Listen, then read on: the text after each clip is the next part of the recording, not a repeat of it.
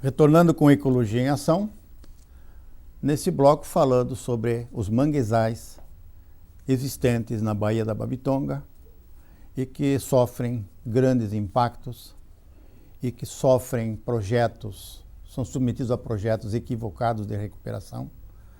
E esse é um ponto que, como amante e estudioso da questão dos manguezais, desses ecossistemas da Baía da Babitonga, eu gostaria de tratar com os telespectadores nesta oportunidade. Então, existem nos manguezais poucas espécies vegetais. A parte de fauna é bastante mais forte, mais intensa, muitos animais, crustáceos visitando os mangues e vivendo nos mangues, muitos peixes, é o berçário do mar, mas a questão dos vegetais, das árvores e das plantas que ocorrem no mangue, nós temos um número muito reduzido. Então, nós temos, entre as espécies que existem nos manguezais da Baía da Babitonga, eu citaria o mangue vermelho, é o mangue mais bonito, mais charmoso que existe no ecossistema manguezal. Ele solta raízes para dentro do solo lodoso do mangue, com bastante matéria orgânica. Para que a árvore possa se sustentar, ela libera essas raízes, conforme vocês estão vendo nas imagens aí. É um mangue que tem uma característica importante, ele facilita a criação das espécies que se criam dentro desse ecossistema, de sobe e desce das águas, protege todos os filhotes de peixes maiores, da agressão de peixes maiores.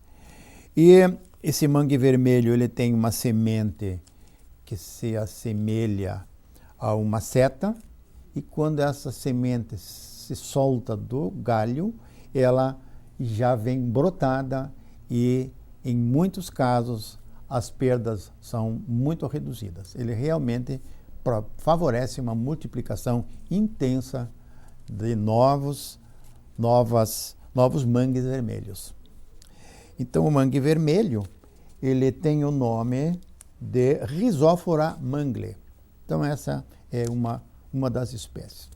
A segunda espécie que ocorre no manguezal é o mangue branco. É a Laguncularia racimosa. É um vegetal, é uma árvore que pode atingir até 10, 12 ou mais metros de altura, dependendo do paralelo onde elas se encontram no litoral brasileiro. E é uma árvore que realmente se encontra bastante disseminada, muito mais numerosa do que a Rhizophyra mangle. Ela tem uma produção intensa de flores e sementes. Ela hospeda inúmeros insetos, répteis e outros animais, crustáceos, caranguejos que sobem e que se alimentam dessas folhas que caem do mangue branco e também das outras folhas que caem das outras espécies, como o mangue vermelho e o mangue preto. É importante que se dê a informação que são espécies que se desenvolvem dentro da água salgada. Muito poucas espécies suportam a salinidade das águas. E esses vegetais que citaremos nesse espaço, são todos eles adaptados à água salgada. Eles têm equipamentos, eles têm células e moléculas preparadas para eliminar o cloreto de sódio que entra na absorção da água. Esse mangue vermelho, o branco e o preto é a Vicenia schaueriana. Ela é também conhecida como siriúba, também é muito semelhante à espécie que citamos anteriormente, e ela também produz muitas folhas e hospeda inúmeros crustáceos e insetos. Em seguida vem depois dessas 3 espécies principais, que é o mangue preto, vermelho e o branco, nós temos um hibisco, tipo de um hibisco, que é da família do algodão, que produz uma floração intensa e que não nasce diretamente dentro da água, mas ela faz a beirada do limite das marés. Então, esse ecossistema ele tem uma cadeia de vegetais que protegem as margens do mangue, fazem a mata ciliar e esse pé de algodão, esse algodoeiro dos mangues, tem uma flor amarela, ele tem a sua função também. Ele fecha o mangue para a invasão. E, além dessa espécie, nós ainda temos um tipo de uma samambaia dos manguezais. Ela, em parte, ela sofre o efeito das marés, mas também é resistente à salinidade das águas. Como dentro das baías a água não é tão salgada como em mar aberto, ela é uma água salobra, mas essa samambaia, de grande porte, por sinal, ela protege o manguezal e faz parte da armação arquitetônica, estrutural do ecossistema contra a invasão que vem da terra. Então, são animais, são diversos outros elementos, como o ser humano, que depredam os manguezais e fazem com que haja um desequilíbrio e se rompa o papel da mata ciliar, que são cílios que protegem os olhos de eventuais agressões, e assim essa mata ciliar, que está qualificada dentro do Código Florestal como de proteção, área de proteção permanente, ela tem a sua função. E no primeiro estágio, já dentro da água, antes inclusive da presença dessas espécies maiores, do mangue branco, preto e do vermelho, nós temos a espartina. É uma gramínea que também tem estômatos que liberam o sal absorvido pelas raízes.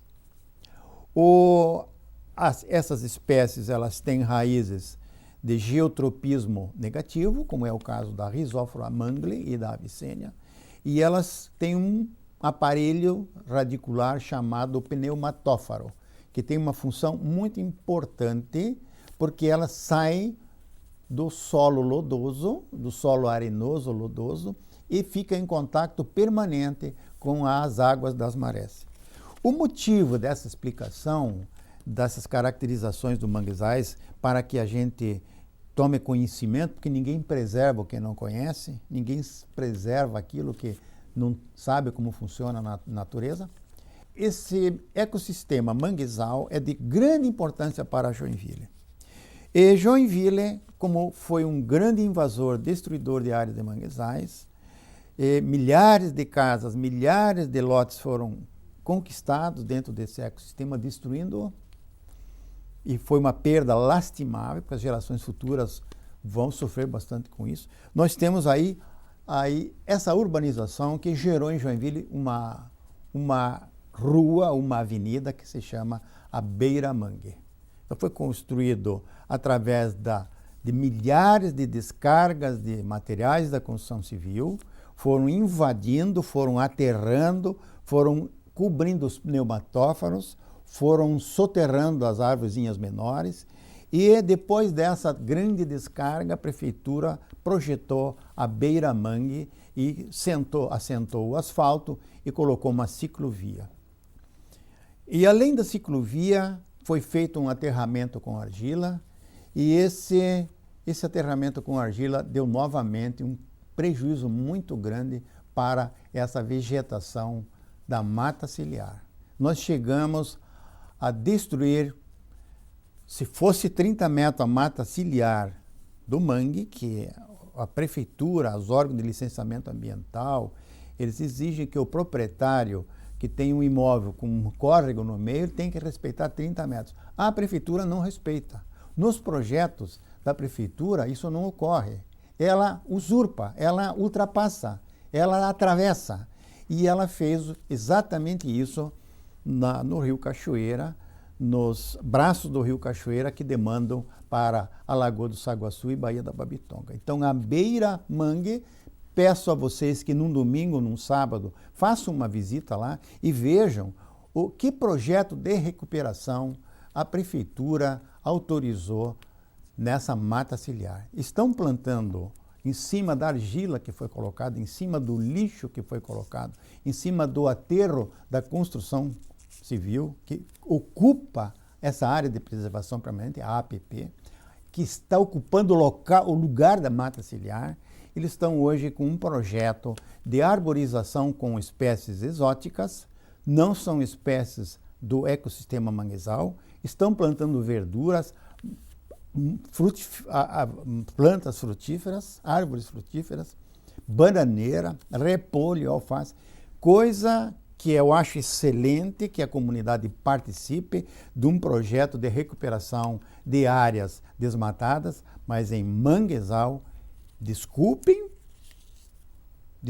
os projetistas, os experts em recuperação ambiental de manguezal, que ali foi assinado um atestado de incompetência, porque a recuperação de área de manguezal, a recuperação de mata ciliar, não é assim que se faz. Elogio até o povo que está colaborando, só que a prefeitura, no sistema de limpeza dessa região que está sendo beneficiada com plantios de verduras e árvores frutíferas, a prefeitura está destruindo a vegetação de manguezal para tirar a sombra dessas árvores que está prejudicando o plantio das verduras. Então é um contrassenso, é um equívoco de projetos. Não se recupera a área de manguezal jogando aterro em cima, jogando lixo e jogando barro para plantar verdura. Nós temos que raspar tudo, tirar fora todo esse entulho que foi colocado em cima, material da construção civil, liberando novamente o substrato do manguezal e aí sim plantar as espécies que eu citei no começo desse programa. Convido a vocês a visitar esse projeto totalmente equivocado, que não é uma recuperação na mata ciliar, mas é um uso e uma ocupação errônea da mata ciliar que não existe mais. A prefeitura deveria também respeitar o Código Florestal, porque ela exige que os contribuintes o façam. E se não o fizerem, são multados, tem ajustamento de conduta que sai muito caro para a iniciativa particular. Façam o que vocês exigem da iniciativa privada, para que tenham moral de exigir, façam a mesma coisa. Mata ciliar do mangue do Rio Cachoeira é no mínimo 30 metros de largura. E nós temos 2, 3 metros tão somente. É isso aí. Até o próximo programa Ecologia em Ação.